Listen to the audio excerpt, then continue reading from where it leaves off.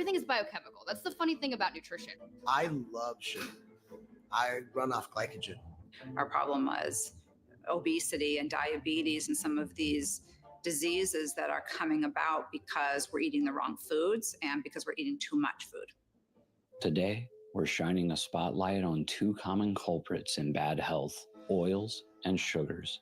Though they sweeten and enrich our food, these seemingly harmless ingredients can secretly fuel inflammation, a silent enemy within our bodies. Inflammation, when unnoticed, is linked to a myriad of health issues, from minor discomforts to chronic diseases. But fear not. Our journey doesn't end with the problem. We'll guide you through the aisles of supermarkets, unveiling healthier alternatives and smart shopping strategies. Join us as we uncover the truth behind oils and sugars and learn how to make choices that don't just satisfy our taste buds, but also nurture our health. This is more than a documentary. It's a journey towards a healthier and happier life. Grocery stores they can be super fun. Inflammation happens a lot from the foods that you eat. The human body is either in one state or another. But the good thing about it is people are waking up. Looking at that added sugar line is really important.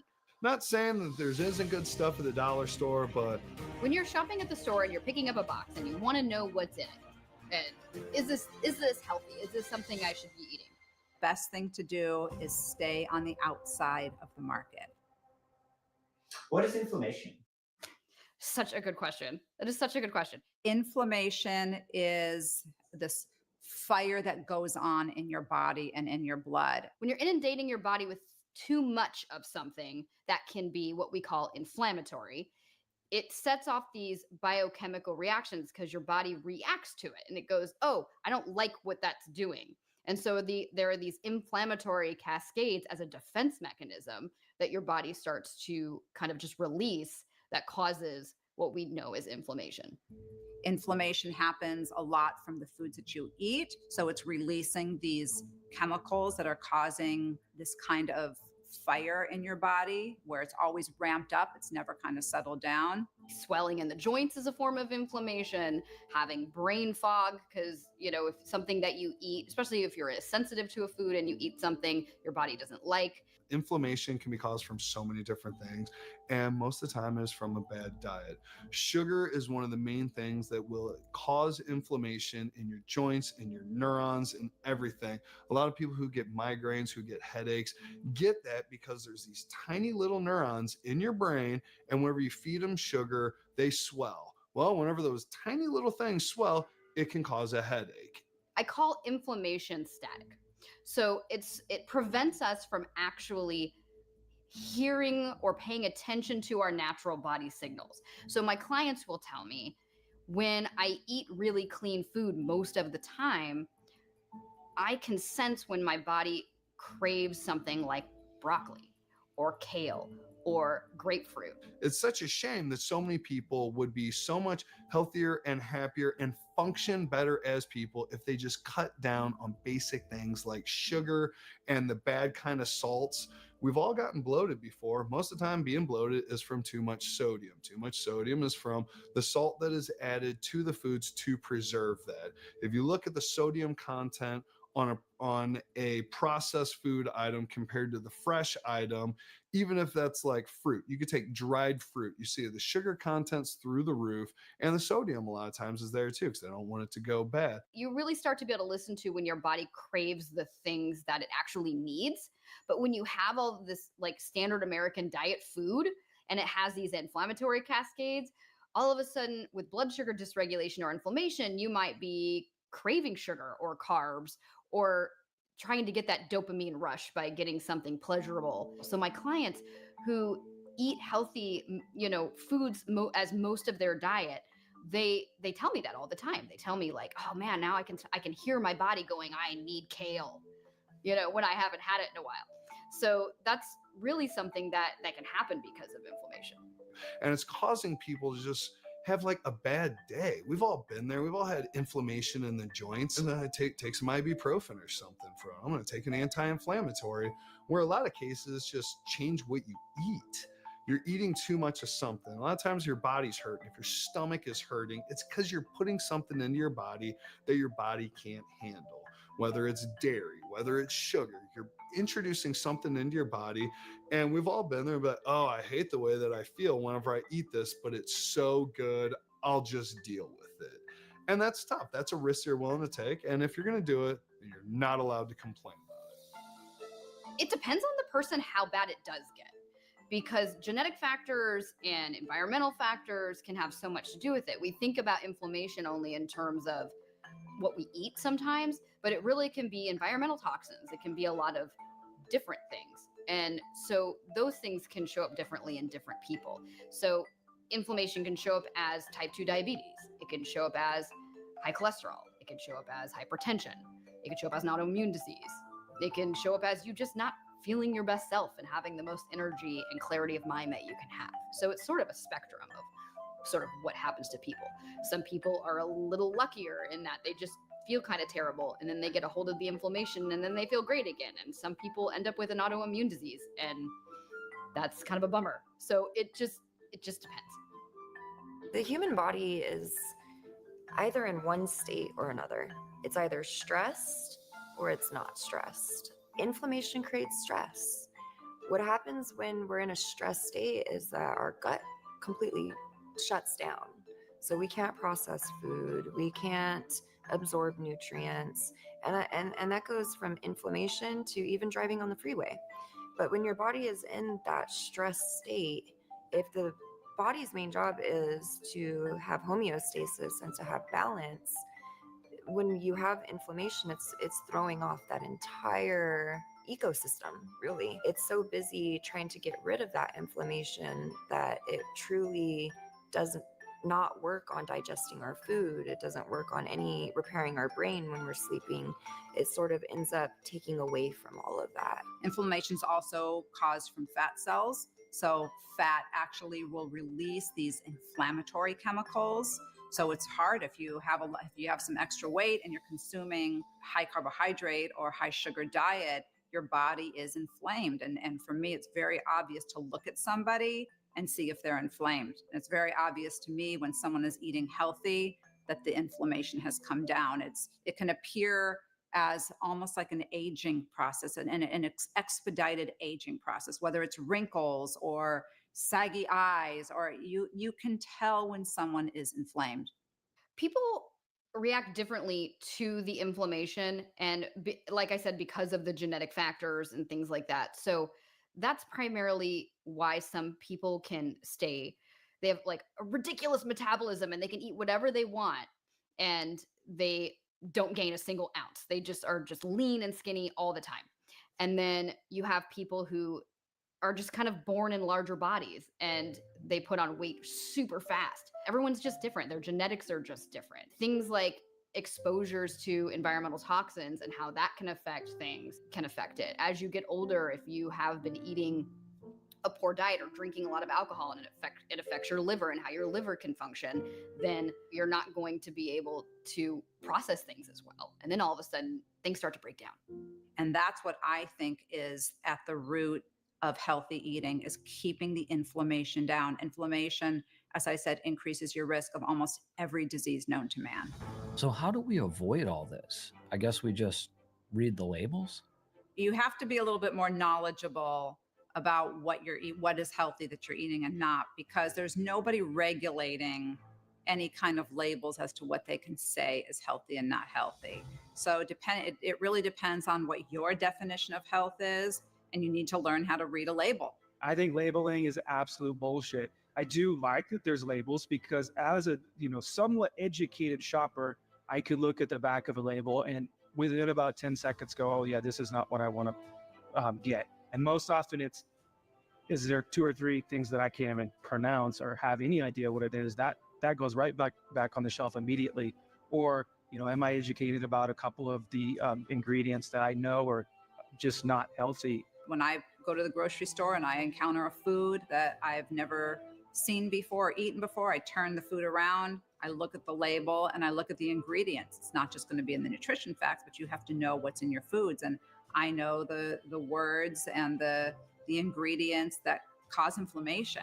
So it really is something that individually you have to really understand, because turning around a food item and reading the label isn't going to tell you much unless you have a little bit more knowledge behind that. What's happening too is you get a lot of these companies that are small and they're putting out really great product. And then somebody like, I don't know, Coca-Cola or Kellogg comes through and goes, let me buy that, because people are latching onto that. And then they slowly change the compounds, they slowly change the label, and you're back to square one with these products. When I read a label, I look for sugars, which have 20,000 different names. And I look for anything hydrogenated, because that's the trans fat that's bad for us, and any type of inflammatory fat also. And most of your processed foods are going to contain one or both of those ingredients. So it really is. And that's really where our standard American diet is eating things in a package. If something is in a package, I guarantee you it has sugar, inflammatory oils, or both. So, what are some things that cause inflammation? Sugar is a type of carbohydrate found naturally in foods like fruits, vegetables, and dairy products. It's also added to many processed foods and beverages. Sugar has zero nutritional value, and so it's calories without any nutrition, and it's calorie dense. So it means we rack on the calories quite quickly. Of course, that results in obesity, which itself is a risk factor for almost every chronic condition from head to toe. It virtually affects every organ system. And then there's an independent risk also for diabetes. So sugar really lends itself to all of our chronic medical illnesses through diabetes and through obesity. In 2016, the New York Times published an article entitled How the Sugar Industry Shifted Blame to Fat, and exposed how the sugar industry manipulated research in the 1960s to divert attention from sugar's health risks, and instead blamed fat for various health issues. The article highlighted internal industry documents and revealed the tactics used to shape public perception and influence dietary guidelines ultimately impacted the way we perceived the role of sugar and fats in our diets. Sugar and carbohydrates both do the same thing in the body. Sugar, because it's an unnatural food, has other consequences on our body, weight gain, increased risk of many diseases, insulin resistance. And so sugar in itself and causes a lot of inflammation. If it was on a small scale, you had a gram or two a day, probably not a big deal. But look, your sodas, there's like 34 grams of sugar in a regular 16-ounce soda. And how many sodas are people having? It's just in everything, because sugar tastes good. I mean, it's an addictive substance. So why not put a little sugar in basically everything that you're going to provide, because people are going to buy your product more if they're not looking at the label. I don't like to vilify anything, and I don't like to remove anything from the diet completely. I think we have to manage our expectations, and we have to be open-minded in terms of how we go about dietary change. I would say the least amount of sugar that you can eat, the better. I always tell my kids, if something has more than 10 grams of sugar when you're eating it, it's probably not the best situation. And we're just eating enormous amounts of sugar, and it's hidden everywhere. If you're not aware of what foods have sugar, then you're going to be consuming. There was some statistic that came out a few weeks ago about the sugar, and it was crazy how much sugar Americans are consuming, and it's hidden everywhere. So you really need to be aware, and that is a time where you need to be reading labels. And more than 10 grams of sugar in a meal or something that you're eating is probably not a good idea. Consuming sugary foods and drinks can lead to spikes and crashes in blood sugar levels, causing energy fluctuations and cravings. And sugar increases our blood sugar to levels that our body just was never supposed to see. And with sugar, it happens very quickly, and then it increases, and then the crash is very quick. I think that sugar on a small scale is probably not so bad. A little bit of honey here and there, or we don't use hardly any sugar here in house. There's a couple of our baked goods that you just kind of can get away from it. I would say no more than 50 grams of sugar a day is okay. However, the lower you can go, the better. When it comes to sugar, it's my understanding that the molecule itself is just damaging to your gut, especially in large quantities. It is terrible for your arteries and your veins and things like that. And so the fact that it's used as a preservative to me is like, what is it doing to your insides then if you're eating it?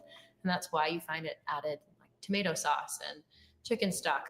Like I can't find a tomato sauce that comes in a jar without sugar in it. I also think it goes back to the processing issue of how do we make this on a grand scale so that then every single company is buying sugar to put in their products. And so in that process that they're using to create sugar is where some of the culprits lie. Natural sugars, such as those found in fruits, vegetables, and dairy products, are generally considered to be less harmful than added sugars found in processed foods. Just because a sugar is natural doesn't make it healthy. There can be health benefits. So things like honey versus processed sugar, for example. Honey has nutritional benefits in it that processed sugar just doesn't have. So you could make that argument. But at the end of the day, honey still acts like sugar in the body and can still cause blood sugar spikes, inflammation, things like that if you're not keeping it in check. So the problem with processed sugar is because it's processed, it takes a lot of energy for your body to really break it down. And so it's going to cause you to be tired. Plus it causes this crazy insulin spike, and then your body releases the insulin and then your sugar drops. So it's just problematic. Anything in excess is in excess. So there are some benefits perhaps in that it's natural, not synthetic or not processed when it comes in its natural form. But at the end of the day, sugar is devoid of nutritional value. So whether we're talking about cane sugar or manuka honey or all these other various forms, fructose, when it's in excess, then it causes problems. Do I not have any? No, of course I have sugar. Matter of fact, I actually like tea at night. Like, it's funny, English breakfast. And I'll always put a tablespoon of real sugar in, but that's it. That's really the only sugar I have. Now, I'm not saying I won't have a piece of chocolate every once in a while, but it'll probably be more of a dark chocolate because that doesn't have the insulin spike. All of our sweeteners is agave. We sweeten all of our cocktails with agave, not sugar, no simple syrups, things like that. However, as a restaurant, it becomes very, very difficult to provide things that your customers are used to on an organic or, sugarless way. So it's really a juggling act almost every day for the last, 2 years for us to really figure out how do we create those good products for the customers and still give them something that they're used to getting across the street. Yeah, okay, but what about fruit? There's sugar in fruit, right? I don't see sugar from fruit as being different than sugar from processed foods. Yes, it does come from a more natural source. So if you had to choose one, obviously choosing the sugar from fruit would be healthier. It's a different form of sugar than we are getting in some of these processed foods, but it still is sugar in the body. So we've been told that fruit is very healthy for us, but in reality, it really isn't. It really depends. Again, it depends more on how much rather than if it's okay or not okay. Everything is okay in some measure. So while fruit contains fructose and has sugar in it, certain vegetables do as well. I don't believe that our obesity epidemic nor our diet has problems because of the fact that we're eating too much cherries or grapes. So I personally don't recommend against those things, and I think they have value in the diet. And especially the fruit nowadays is much different than the fruits that our ancestors grew up off of. We have now cotton candy grapes. They're actually adding sugar into our fruits now to make them taste better. And that's really a problem because sugar is sugar, and it's still going to have that detrimental effect on our health. Any carbohydrate containing food, once it hits the bloodstream, becomes sugar, or what we call glucose, when it's inside the body. So once that happens, it really doesn't matter the source of whether it's pure sugar, whether it's a candy bar, or whether it's pasta that has then converted into sugar. Beans and legumes, for example, are carbohydrates. They're going to get broken down into sugars at some point. Eggo waffles are also carbohydrates that get broken down in sugar.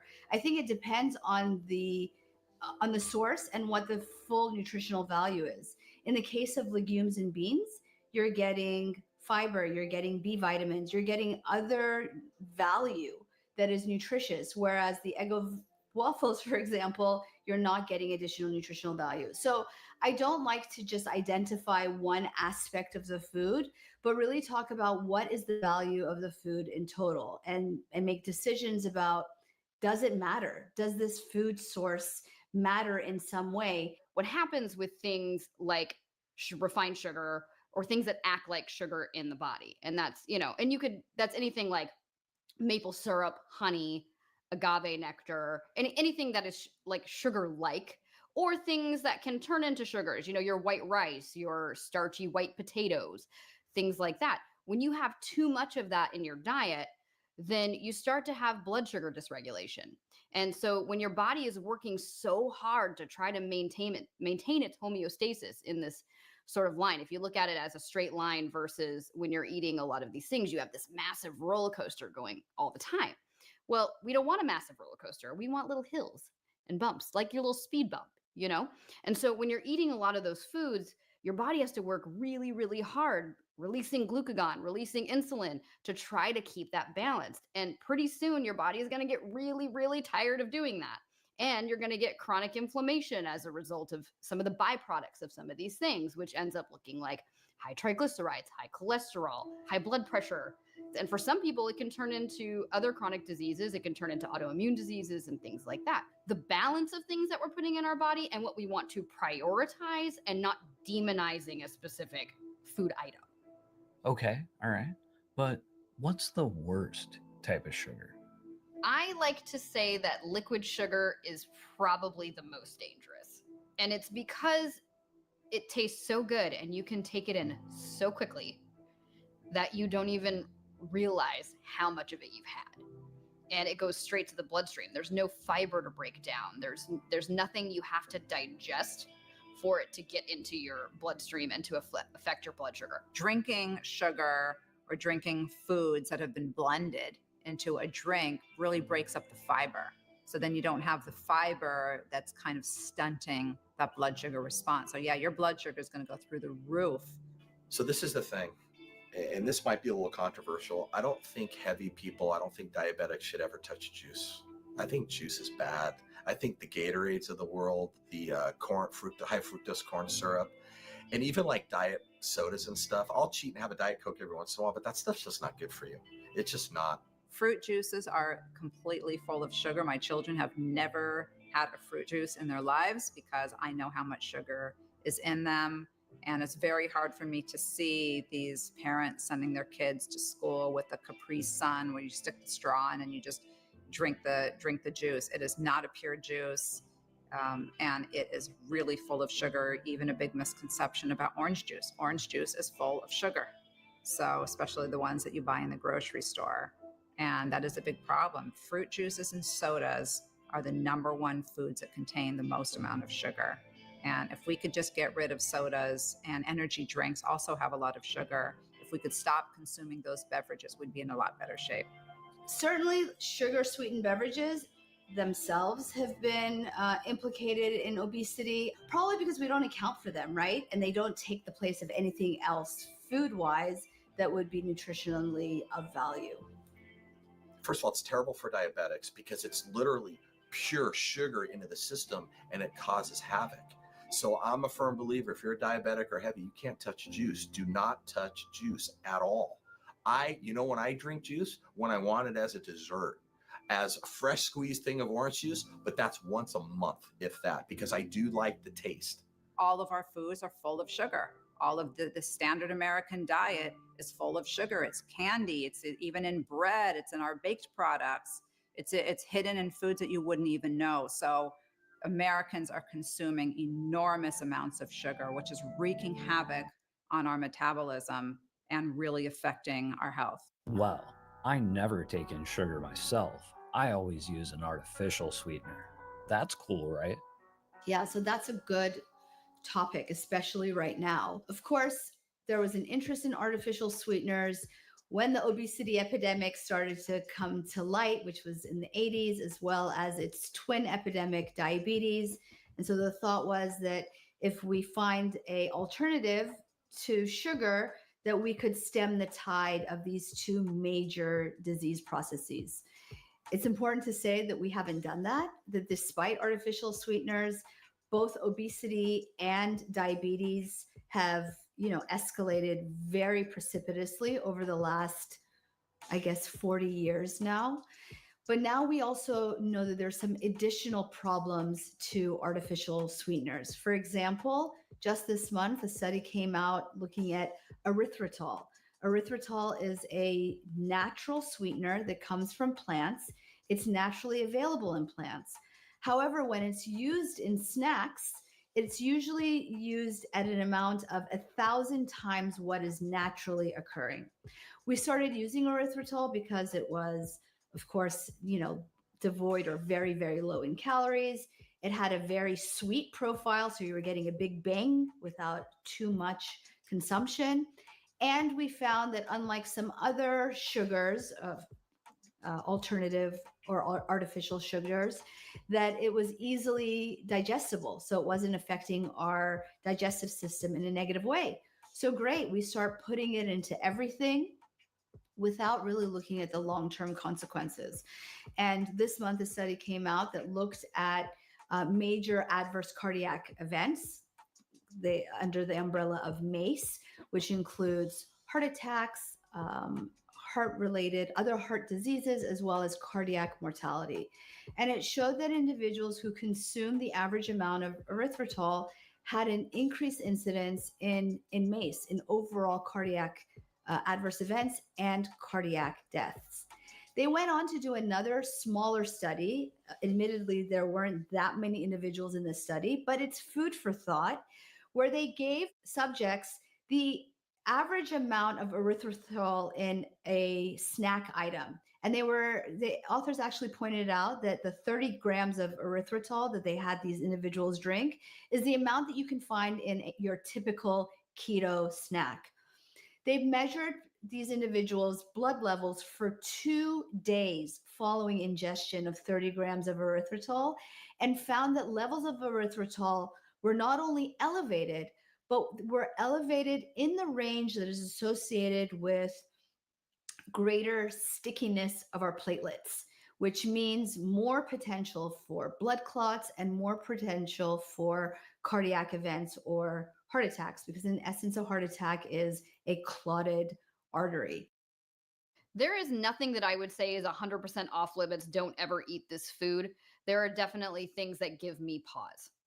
So some of the new research on like alternative chemical sweeteners, those things are starting to be very questionable. Alternative chemical sweeteners are things that you see like aspartame that you might see in like Diet Coke or certain types of no sugar.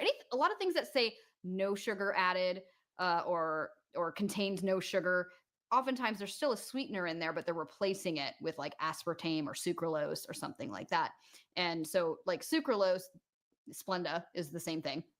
And so there are some negative studies that are starting to come out about the effects of those things long term.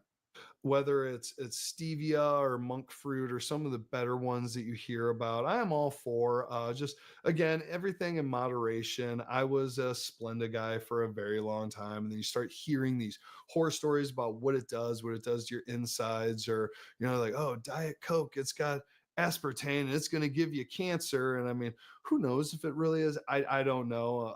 I'm sure in heavy doses, like anything, because I've heard about these tests that they do on rats, and it's like, oh, it gives them cancer, but it's like, yeah, they're giving them 10,000 the regular dose or something like that. Some studies suggest a potential link between artificial sweeteners and an increased preference for sweet-tasting foods, which could lead to overeating and weight gain. Stevia is what we would call a natural alternative sugar. Things like stevia and monk fruit, those kinds of things. They are natural sugar replacements. And so they're kind of like the chemical sweeteners in that they don't have the glycemic impact that sugar does, but they can still trigger your body's sort of pleasure centers in the brain. So they can still trigger you to want to have sugar, or they can still affect your taste buds to prefer sugar. So they're not things that you still want to have all the time, even though they're all, they're not glycemic, but there aren't the same amount of long-term studies on those things as there are on the chemical alternative sweeteners. So it still remains to be seen, but there are some studies that are showing benefits for like the microbiome, for example. So like monk fruit is viewed as a prebiotic, and we're seeing some microbiome benefits there. So, but there's still long-term research we need to wait and see. We have to be, again, mindful that we don't have all of the answers when something infiltrates our society or our food source. I think it goes back to the initial point of more from the earth, less from the pantry. I'm not going to vilify artificial sweeteners, and I'm not going to remove it from my house, telling my children they can never, ever consume anything with an artificial sweetener. Am I going to be more mindful?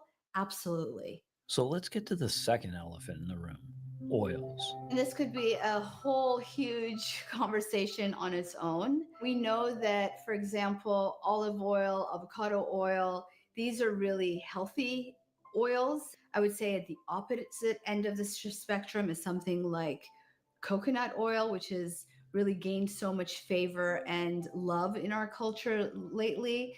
But actually, it's been shown that coconut oil and palm oil, for example, these are oils that are inflammatory in nature. They actually increase LDL, which is the bad cholesterol, and reduce HDL, which we've always known to be the good cholesterol. And so again, this is one of those examples in which there's a body of knowledge that is being refuted by a few noisy individuals that maybe don't have all of the facts. And I'm not going to say that even in the medical profession or in the nutrition profession, we know all the facts, because things have not everything has been fully studied. And until we do that, we don't often know the pros or the cons of various eating styles or oils for that matter. That is a more complicated topic because vegetable oils can be really inflammatory because of the omega-3, omega-6 balance that our bodies need. So the latest research that we have right now, and we could find something else later. So when it comes to vegetable oils, it's not a matter of, okay, canola oil is 100% bad for you. It's that if you're consuming so many omega-6 oils and not omega-3 oils that come from things like fatty fish and walnuts and flaxseed and things like that, if the balance is out of whack, then all of a sudden you have this inflammatory cascade going on in your body. So it's not necessarily that vegetable oil itself is bad. It's the balance of what you're putting in your body. So balance matters. Vegetable oils are not created equally between the veggie oil and the seed oil. And there's just so many different kinds that are out there. Like, just go to the store and look at the massive shelf and how many different olive oils they are. And then look at the bottom shelf and you'll see you could get a gallon for like $2. And then look up at the top shelf and you'll see you will get a half of a liter for like $50. That's showing you the quality and what you're getting and what you're paying for. So I'm not saying that the most expensive oils are better, cheaper oils are bad, but there is good oils out there. There's some good olive oils out there. There's good avocado oils. There are these different things that are really good. It's really hard to source things because it doesn't make dollars and cents to these large companies that are putting out items on a grand scale. And if a company's not putting out items on a grand scale, then it becomes very, very expensive. And with the amount of margins or the small margins that restaurants have, it becomes very, very difficult to pass that cost on to your customer. And to go back to what you said or asked about, why are the seed oils so bad? A lot of these seeds don't have natural oils, from what I know. And so what the process that they are doing to create the oils out of whatever the seed or plant product is using a lot of chemicals, is using really, really high heat. So you're killing all the nutrients, etc. So it really makes sense to use your natural oils that are out there. The best unprocessed oils are something like an olive oil and an avocado oil. And also you have to be careful when you're cooking with some of these because some of them can't be cooked at high heat. So an avocado oil can be used for high heat. So an avocado and olive oil are really the best choices for for oils for cooking. It's a healthy fat. It helps lubricate your joints. It is very good. I recommend everybody have a good go-to oil or even a fish oil supplement that they could take, because your body does thrive off those. How much better it does to your skin, what it does to your joints, what it does for your stomach is a very good thing. But then there's also overdoing it. There was a craze of coconut oil everything a few years ago. And it's sad because there's literally not enough coconuts out there in the world to create this much coconut and this much coconut oil. And a fresh, good coconut is not cheap. So whenever they've taken that and then they go through the process, now it's hit the machinery of it. Now they're factory making them and just factory. And where you get that jar of coconut oil for $5 or whatever, like what exactly is in there? Because I'm not sure how much of it is actually still pure coconut oil, because you know what a coconut costs and you see what a jar of oil, it doesn't make sense. So a lot of cases they're adding filler, they're adding crap. Same thing with like nut butters. You see what a good natural peanut butter or almond butter actually costs and what it actually looks like compared to just a jar of cheap peanut butter. You know, it's all filler and crap. And that's one of the problems, is that with the nuts, with the seeds, they're adding so much other stuff to it that it's almost not even the real thing anymore. I mean, technically it's coconut oil, technically it's peanut butter, but how much extra crap is in there? And do you really want to be putting that into your body? Other things I look at are sugar or added sugar, as well as sodium. So sodium is something that doesn't cause weight gain, and so we tend to dismiss it in our ever weight-centric society. But sodium or salt is something that is independently a risk factor for high blood pressure, for heart attacks, and for strokes. And of course, anything that is packaged, even your veggies, are going to have sodium because sodium is a preservative. So that's something to also be mindful of. So, I mean, I like to look for what you mentioned, the palm oil, sunflower oil. I like to look more important than that for hydrogenated oil, trans fat. That's usually how it's going to present. We know that trans fats are the most harmful fat. So we talk about saturated fat, which comes from animals, which has its own potential negative health consequences when consumed in excess, but may also have some value, right? In terms of trans fats, there is zero nutritional value, and it has been shown to be harmful to the heart as well as other, organ systems. So that's probably the main thing that I look for or look against. There's a lot of vegetable oil or omega-6 oils too in processed foods because they're inexpensive and they're cheap. They're cheap for these companies to put in their foods. Olive oil and coconut oil and some of these other things are a bit more expensive. So I'm actually a fan of, if you're going to consume something like potato chips, one of the new things that you're starting to see is avocado oil, because avocado oil is a monounsaturated fat, and it doesn't necessarily, what we know now at least, is that it's a little bit better for us. And so that really helps. The good thing about it is people are waking up. They're waking up to the seed oils. They're waking up to the sugars. They're waking up to, the inorganic foods. Every day, someone new figures out that, hey, there's canola oil or grapeseed oil or, sunflower oil in everything. And that's the tough thing too about eating out, is that you can't control what oils they use necessarily. So it's important to know, like, if that client, it's like, okay, I know that he eats out all the time, so he's even though he's picking healthy things, he's probably getting a lot of omega-6 oils. So we need to bring in the omega-3 oils in the form of supplements, because that's what he has time for. Okay, all right. So sugar's kind of bad, oil's bad, but how do I shop? Give me some real actionable advice. So if you're going to the market, the best thing to do is stay on the outside of the market. That means do not go into the inter aisles of a market, because that is where you're going to find the things in a box. That is where you're going to find everything highly processed. So if you want to stay healthy, stay on the outside of the supermarket. The meats, the vegetables, some of the fruits are going to be basically the things that are refrigerated are going to be on the outsides of the market, on the outer walls of the market. So if you want to stay healthy, keep yourself from going through the maze on the interior of the grocery store. Shopping already takes long enough. So how do you look at every single label, and then how do you identify because what they do is they change the names of things too, which is crazy. So you say sugar And then they add all of these artificial sweeteners like aspartame. And so aspartame has, people woke up a couple years ago and then they started not using the products, and then they changed the name. They changed one chemical compound or molecule or something like that, and they can call it somebody else. And so they're really trying to pull the wool over our eyes so that they can get a bigger house and a bigger boat and things like that.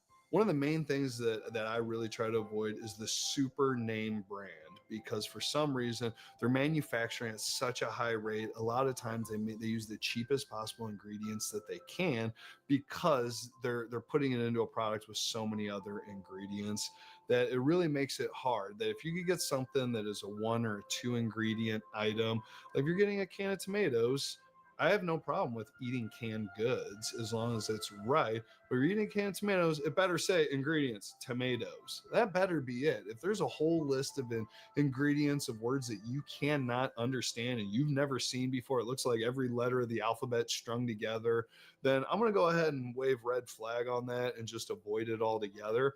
Grocery stores they can be super fun. Grocery stores can be super fun. And one thing I love about, they always talk about like, stick to the outside of the grocery store, right? Because, there's the produce department and then the meat department and then there's eggs and, around the outside, and all the middle is processed food. It's not true that everything in the middle is processed food. Just because it's canned green beans doesn't mean those version of green beans are not healthy, So it's not entirely true that you have to stick to a certain area of the grocery store. You really don't. I want you to spend a lot of time in the produce department, for sure.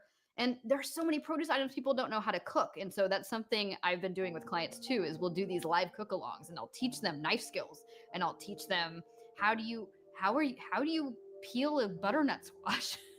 How do you do that? How do I even make that? I don't want to spend the $8 on the butternut squash box that's pre-cut. How can I save money on this?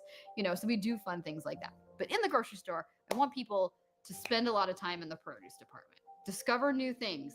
You don't have to eat the same things all the time. And if you don't know how to eat them, the internet's a wonderful place in terms of like going on YouTube and being like, how do I prepare a daikon radish? How do things that or endive? How do I make a recipe with this? You can find things out there, or I can help you. I'd say go to your organic fruits and veggies. One thing that we're learning is be very careful with, people think, hey, I'm eating fruit. I got a handful of berries, strawberries, I got lettuce.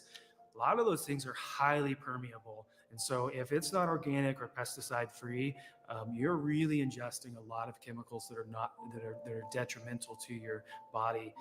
Organic and grass-fed and pasteurized, these are foods that are more healthy for us. So if you're trying to reduce inflammation and eat healthy, definitely eating an organic grass-fed meats are much healthier than a corn-fed meat. Pasteurized eggs or eggs that have come really from a farm are going to be healthier. So in general, foods that are more fresh, that are more local, are going to be healthier than foods that either had to travel a long distance or have been more manufactured. These large companies don't care about us. They really don't. And I think we just have to get it in our heads as consumers that they don't. And now how do we fight back? Where are our dollars going to go now? Try and find those small mom and pops. Try and find that 2% that is really trying to make a difference. Well, organic food is better because it doesn't have chemicals during the farming process. Some of these other foods are not chemically altered and they don't have additives to them.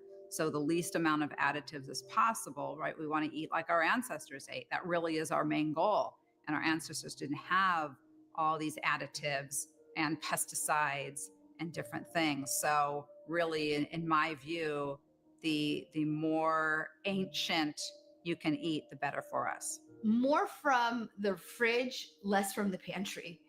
So let's just start there. When you're shopping, try and find things that you would put in the refrigerator, as opposed to picking up boxes of things that you would put in the pantry, and kind of encourage yourself when you are preparing meals or even when you're snacking. Our go-to when we want to snack is to head into the pantry, right? Try and encourage yourself to head towards the refrigerator and get more from the earth and less from the box. In terms of packaging, though, I think overall calories are important. One thing that I've noticed lately is that, for example, my children like to eat sometimes mini bagels for breakfast. I like mini bagels because they're mini. A normal bagel is about 450 calories. That's before you put on the cream cheese and the this and the that. And for a child, that's really an excessive amount of calories in a single meal. Recently, I realized that the calorie count on the package went up and was curious to note that a serving size had gone from one mini bagel to now being three mini bagels. Why? I'm not sure why exactly that shift has occurred. Maybe it's a shift or I know it's a shift to really match what people are consuming, but I think we have to be mindful of what a portion is. So looking at the calories, understanding what a serving size is, and also understanding that if we're eating the whole bag of the thing, that really we have to multiply the calories by the number of servings. I don't like to perseverate on calories because I know that it stresses people out and it triggers them. So I'm not into calorie counting and doing all that sorts of thing if it does tend to stress people out. But at the same time, we need to be mindful and just have a healthy awareness of what it is that we're consuming. Learning how produce gets chosen, whenever all the stuff comes in from the farmers or from wherever it comes, all goes to the produce market that we don't see. It's all the distributors that go to it. So then you have your Whole Foods and your Erewhon and the high-end produce bot sellers. They go in and then they pick the premium stuff. They pick the best looking peppers. They pick all that and then they leave. Then they go and they stock Whole Foods shelves with the best looking peppers. And then behind them comes the next in the next level, your Kroger's, your Ralph's, things like that, your general higher end grocery stores, but not premium grocery stores. And then they pick over everything. And then they take all theirs, and then they take it, and then it goes.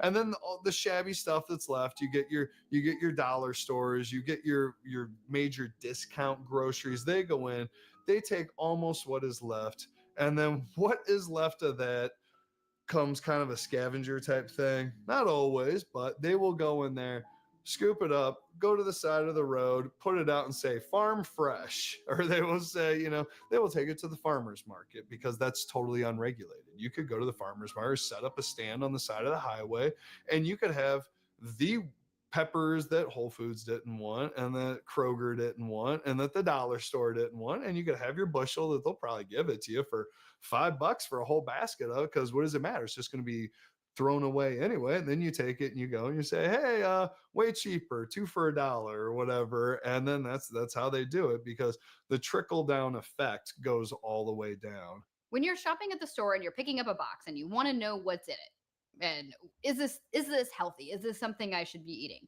First of all, same answer as I always give my clients. It depends. If you're gluten-free, that's probably the first thing you want to know is, can I eat this food at all anyway? So you're going to assess that. The second thing you're going to want to look at is the ingredients. So you're going to flip it over to the nutrition facts and the ingredients, and you are going to read those things. So you can look at how much saturated fat is in that item. You can look at how much sugar is in the item. And now, since I think 2018, they changed the nutrition facts label to add added sugar. So you can see how much sugar is actually contained in the whole thing, but how much of it is added sugar as well. So looking at that added sugar line is really important. Looking at how much sodium is in it. Is it super high in sodium? There are certain types of foods that are going to be higher in sodium, like canned soups, for example, unless they say low sodium, can be high in sodium. So you want to watch your intake of some of those things. You want to look for anything that is something that you cannot pronounce or seems like a chemical food. Those things you want to be really careful of. But at the end of the day, you also have to look at your budget. And not everybody can afford Whole Foods level packaged foods that don't contain any kind of chemicals. So you have to kind of adjust based on sort of your financial means and what you can do as well. What we expect from our customers is to hold us accountable. And so if as consumers, we hold our grocery stores accountable, if we hold our restaurants accountable, then, and we do that with our spending power, then that is really how we're going to have more options. And with more options comes better ways to do things and more efficient ways to do things, then that eventually will bring the cost back down to where it needs to be. I hear a lot about processed food being really bad for you. Yeah, so processed foods can mean processed carbohydrates, it can mean processed oils. A lot of the oils that the restaurants use are highly processed oils, and that can lead to a lot of health problems as well. So anything in a package is basically processed. Anything that has been chemically altered for shelf life or for taste or for flavor is highly processed. And most foods in this world are highly processed. If you're not eating a whole food that's in its natural state, that is a highly processed food. And it can happen with oils too. Where we live in a great day and age for better and for worse, I think, because I tell people not to eat processed foods, but then I find myself drinking protein shakes, which is as processed as it gets. It's broken down to a powder form to give me exactly what I want. But for my intake, I need a lot of protein, and I just can't eat 6 chicken breasts a day. It wears out my jaw. So whenever I'm getting into show shape, or I'm really bulking or really doing the bodybuilding, I have to rely on protein shakes. I have to rely on some of these processed things that I tell people to avoid. So that makes me a hypocrite, so be it. But I think with anything, it's everything in moderation. Well, what about genetically modified foods like GMO? Are those okay? I know that with GMOs and things like that, some of these things are not as nutritious as they used to be. If you see what natural corn looks like compared to corn stalks that we see in the store now, obviously something's different there. Something, it is genetically modified. And one of the problems is when we're taking something out, you got to put something back into it. And with fruits, I saw a strawberry the other day that was bigger than my fist. Like it doesn't, like, what are they doing this? What kind of hormones are they pumping into this strawberry? And or like chickens, it's like some of these chickens that you see, and I get that there's supply and demand, and they got to make them to create a lot of food. And with the world population getting to what it's being, they have to modify these things. But it's insane. I mean, I'm seeing some of the biggest fruits, some of the biggest grapes, the strawberries you've ever seen in your life, and it feels like they're just getting bigger and bigger. And I have no idea what the nutritional information is on them compared to what they used to be, because it's definitely not what we used to pick on trees or find out in nature. But for the most part, I mean, it's a really scary thing thinking about what they're pumping into our foods. And you hope that, it's for the good and there won't be any long-term effects. But there's some things that I worry about what it'll be 50 years from now. And we're seeing the effects of using aluminum and things like that from our grandparents. And there was all the issues that they were having they didn't realize until after years of it. So what is it going to be like for us with all the GMOs and all the hormones that they're pumping right into the foods that, very little of what we actually eat is farm to table. There's a lot of research out there that people are starting to do about modern day fruits and vegetables, genetically modified being in there as well, in terms of whether or not they actually are less nutritious now than they used to be. Some studies say yes, and some studies say no. So it really depends on who's doing the studying and what it's saying. And is it that tomatoes are less nutritious, but apples are just fine? I mean, it could be complex like that. So honestly, I don't know that we really know. I think theoretically we could come to that conclusion simply because of our modern farming techniques, our monocropping, just constantly using the soil up all the time and things like that, and how that's impacting the nutrient quality in the food. It's probable, but I don't think that we 100% know for sure in all foods that that's the case. So we're like an hour into this and nobody's mentioned gluten. I mean, gluten has to be one of the worst things, right? Gluten-free food was really created for a very specific group of individuals who had celiac disease. Celiac disease is a disorder that is actually quite common in the Caucasian population, but it's something that can only really be diagnosed accurately through a biopsy of the intestines and maybe some blood work. By and large, most people are not gluten intolerant the way they believe that they are. I'm okay with people limiting their gluten and thereby limiting their overall carbohydrate intake. We talked about not vilifying all carbohydrates. Not all carbs are the same. But a lot of gluten comes from processed and packaged foods. And so if people want to limit that in their diet, by all means, go right ahead. You probably would be better off for doing so. But what happens is then they just shift towards consuming packaged foods that are gluten free, that have somehow become synonymous with health, which is absolutely non true. Another trend that is concerning is this gluten free movement. Gluten free foods are ultra processed. They're even more processed than a normal food. They take almost every single nutrient out of the food in order to take the gluten out. Gluten-free foods spike our blood sugar to levels that normal foods don't even spike our blood sugar to. So it is very concerning for people to think they're eating healthier on a gluten-free diet. And if you honestly do not have a gluten issue, which is about maybe 0.5% of our population, you really should not be eating gluten-free foods. Gluten-free items are really debatable because the problem is that if your body isn't gluten intolerant, you don't really need to eat gluten-free. Obviously, if you have celiac disease or a different gluten intolerance, you should be eating gluten-free because it'll just make you feel better. But one of the problems with gluten-free breads and pastas is that whenever you take the gluten out of it, they have to add something back into it, which makes it bind, and then they're mostly just adding sugar. So it doesn't make sense to just add sugar to the bread that you're already eating whenever you could just have gluten if your body could handle it. Again, we talk about what are you replacing it with? If you are limiting gluten and eliminating packaged foods, yay you. But if you're replacing it with something that is gluten-free and is bogusly healthy, then you're probably not doing yourself any favors. Yeah, and to play on that point, kind of going back to our history, I have celiac in my family. Unfortunately, my aunt passed from celiac, and then my uncle and my cousin were diagnosed with celiac disease. So it's a really serious problem. But what's unfortunate is the way our food is processed is creating the celiac disease. So because we're getting all of this really poorly processed food, then that tears our guts up. And then now all of these companies have to come in and do gluten-free. Go ahead and look at the back of a gluten-free product. You're still going to have all of these chemicals. They have to have ways to bind the food. You're still going to have the seed oils. So, all of these big companies are going, oh, we're going to help you with this gluten-free bread. But then really look into it and see that they're still using product that is highly processed or GMO or, some chemical compound to bind it together, which is really unfortunate.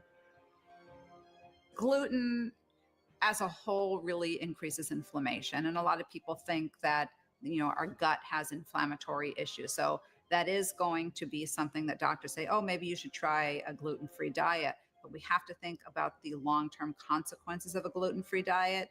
That is, our blood sugar is going to go on a roller coaster all day long, and then it's going to break down your metabolism. And once that happens, you're at increased risk for almost every chronic disease. So you have to be very careful with the gluten-free foods that you choose, especially those in a package. A ketogenic diet is gluten-free, but it's natural. You're just avoiding gluten because you're avoiding carbohydrates. So you can still adhere to a gluten-free diet, but not incorporate gluten-free breads, gluten-free crackers, gluten-free pastas, because that is going to wreak havoc on the blood sugar. But if you're getting a gluten-free keto snack or a keto cracker that's gluten-free, that's basically the same packaged garbage that is gluten full. So again, we have to not get tricked by the noise and necessarily believe that something that is gluten-free is healthy. I think that goes for a lot of things. Fruit juices, right?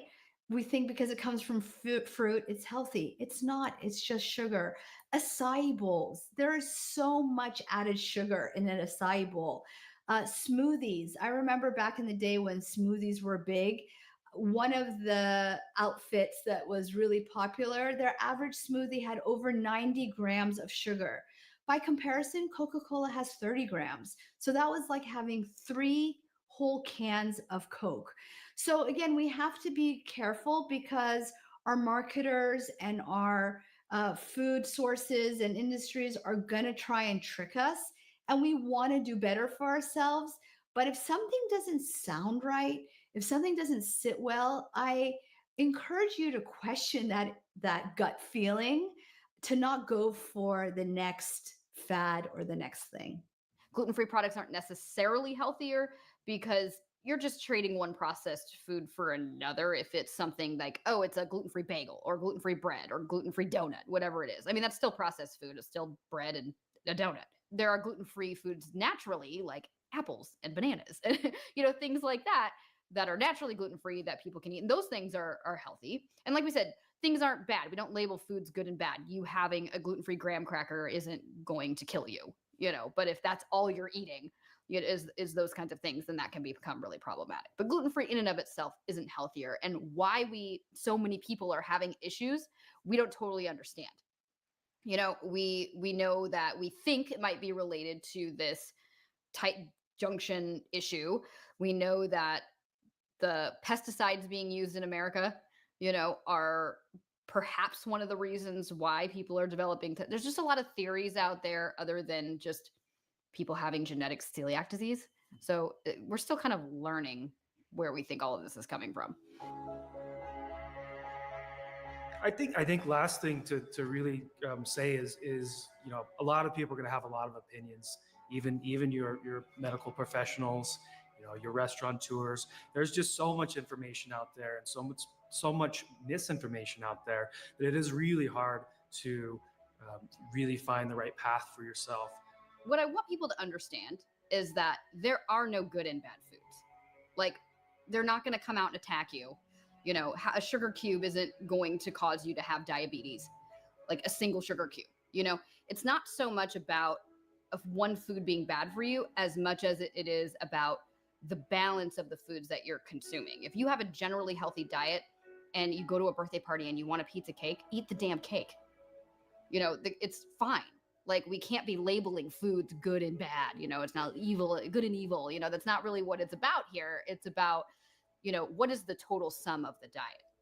We believe in making a change. You can go on and on about people that have made a change. Guarantee it wasn't easy for them. It was really hard and it was a sacrifice. And so we believe that if we can make a tiny sacrifice, what we said when we opened the restaurant was, let's just throw the stone in and make a ripple in the pond, because we don't know what our customers are going out now and demanding, saying, hey, I went to Stella Luna and they offered, no seed oils. I'd never even heard about the seed oil thing. And then they talk to their neighbor, they're going on walks with their neighbor. Did you know seed oils were bad? Did you know they're in everything? And now everybody is turning the label. And so what I recommend to my patients is to really try and pause. In that moment that you get that trigger or that signal for hunger. So maybe you're sitting in bed, it's 1 a.m, you're watching Netflix, and all of a sudden you get this urge to go into the pantry. What is that signal really signaling?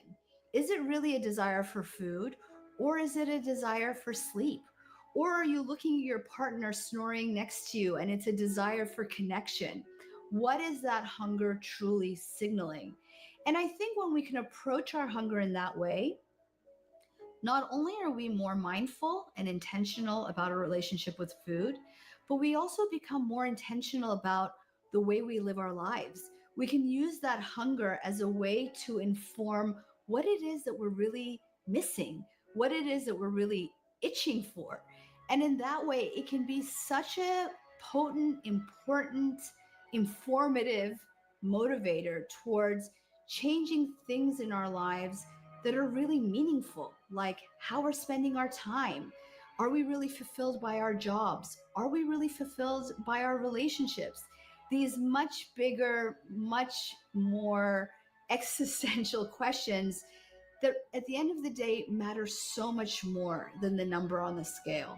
Scientific research in nutrition is constantly evolving, and we're constantly learning new things, which is why people get frustrated with